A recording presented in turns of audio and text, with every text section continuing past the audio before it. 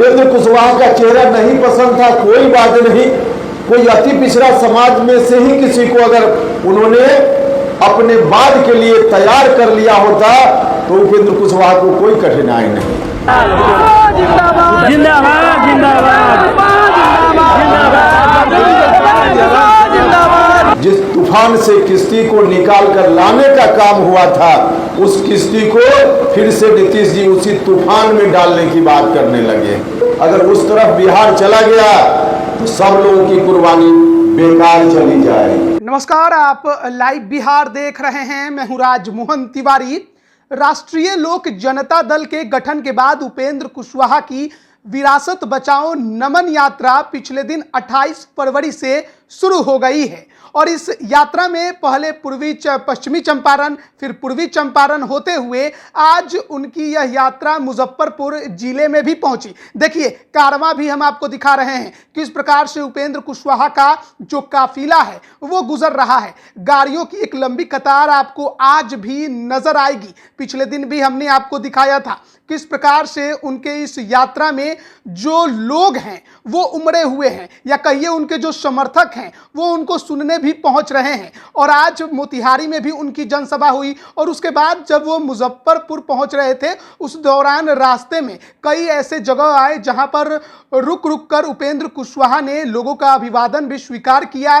साथ ही साथ जो उनके समर्थक थे, जो उनके कार्यकर्ता हैं, वो किस प्रकार से उपेंद्र कुशवाहा के साथ मिलते जुलते नजर आए। और बाद में जब उपेंद्र कुशवाहा मुजफ्फरपुर पहुंचे तो वहां पर उन्होंने अमर शहीद जुब्बा सहनी की प्रतिमा पर माल्यार्पण किया और फिर बाद में जो वहां पर जनसभा थी उसको संबोधित भी किया। एक बार फिर उनके निशाने पर कहीं ना कहीं नीतीश कुमार और लालू यादव का वो पुराना शासन, यानी कि जिसे जंगल राज वो कह रहे हैं, वो है। और उन्होंने एक बार फिर इस बात को दोहराया कि किस प्रकार से लवकुश समीकरण की बात कर लवकुश साथियों का मदद लेकर नीतीश कुमार सत्ता में बैठे और आज जब उनको अपना उत्तराधिकारी चुनने की बारी आई तो फिर उसी लवकुश समीकरण पर उन्होंने लात मार दिया है और किसी और के, यानी कि पड़ोसी के घर में अपना उत्तराधिकारी चुन रहे हैं। सुनिए क्या कुछ कह रहे हैं उपेंद्र कुशवाहा।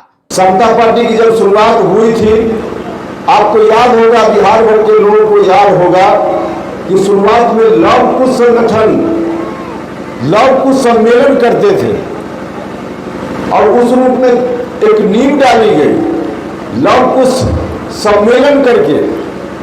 और धीरे धीरे जब बात आगे बढ़ी तो लव कुश के अलावा समाज के किस वर्ग ने आगे बढ़कर ताकत दी नीतीश जी को। लव कुश के बाद अगर आगे बढ़कर सबसे ज्यादा ताकत शुरुआती दौर में देने का काम समाज के किसी वर्ग ने किया तो उस वर्ग का नाम था अति पिछड़ा समाज। अति पिछड़ा समाज के लोगों ने ताकत दी। लव कुश समाज के लोग इकट्ठा हुए, अति पिछड़ा समाज के लोग इकट्ठा हुए और तब जाकर बात धीरे धीरे बढ़ी। बाद में चलकर दलित, महादलित समाज के लोगों ने भी साथ दिया, अल्पसंख्यक जमात के लोगों ने भी साथ दिया, सवर्ण जमात के भी लोगों ने बड़ी संख्या में, जो सामाजिक न्याय पसंद लोग हैं, उन लोगों ने भी साथ दिया और सत्ता में परिवर्तन हुआ। नीतीश कुमार जी गद्दी पर बैठे।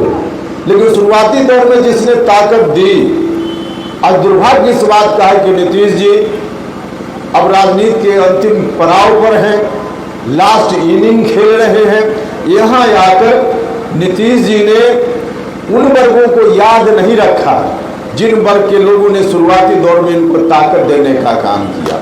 अगर अति पिछड़ा समाज के लोगों को उन्होंने याद रखा होता, लव कुश समाज के लोगों ने जिन्होंने शुरू में ताकत दी उनको याद रखा होता तो उपेंद्र कुशवाहा का चेहरा नहीं पसंद था, कोई बात नहीं, कोई अति पिछड़ा समाज में से ही किसी को अगर उन्होंने अपने बाद के लिए तैयार कर लिया होता तो उपेंद्र कुशवाहा को कोई कठिनाई नहीं। लेकिन नहीं किया। क्या कर रहे हैं?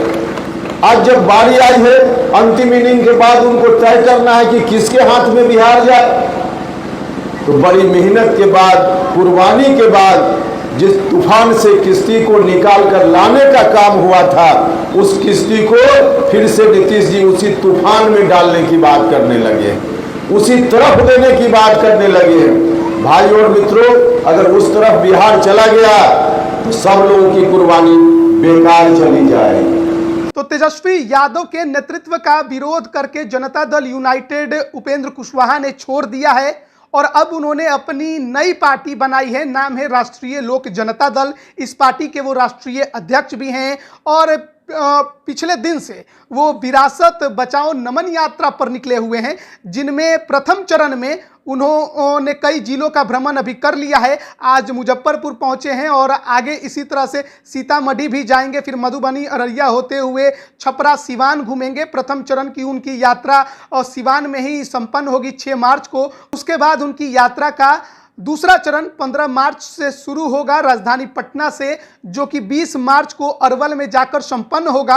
हालांकि उसके बाद एक बड़ा कार्यक्रम 28 मार्च को राजधानी पटना के बापू सभागार में वो करने वाले हैं। सम्राट जयंती के अवसर पर वो अपनी एक बार फिर ताकत दिखाने वाले हैं। देखना बड़ा दिलचस्प है कि उनकी इस यात्रा के दौरान किस प्रकार के दृश्य नजर आते हैं, यानी कि उनके साथ कौन कौन नेता दिखाई देते हैं और अपने ताकत को उभारने में वो कितने कामयाब हो पाते हैं, क्योंकि 24 लोकसभा चुनाव की तैयारियां कहीं ना कहीं चल रही है और उपेंद्र कुशवाहा भी उसी रास्ते पर काम करते दिखाई दे रहे हैं। बने रहिए लाइव बिहार के साथ। आप सभी का बहुत बहुत धन्यवाद। लाइव बिहार YouTube पर सब्सक्राइब और Facebook पर लाइक जरूर करें।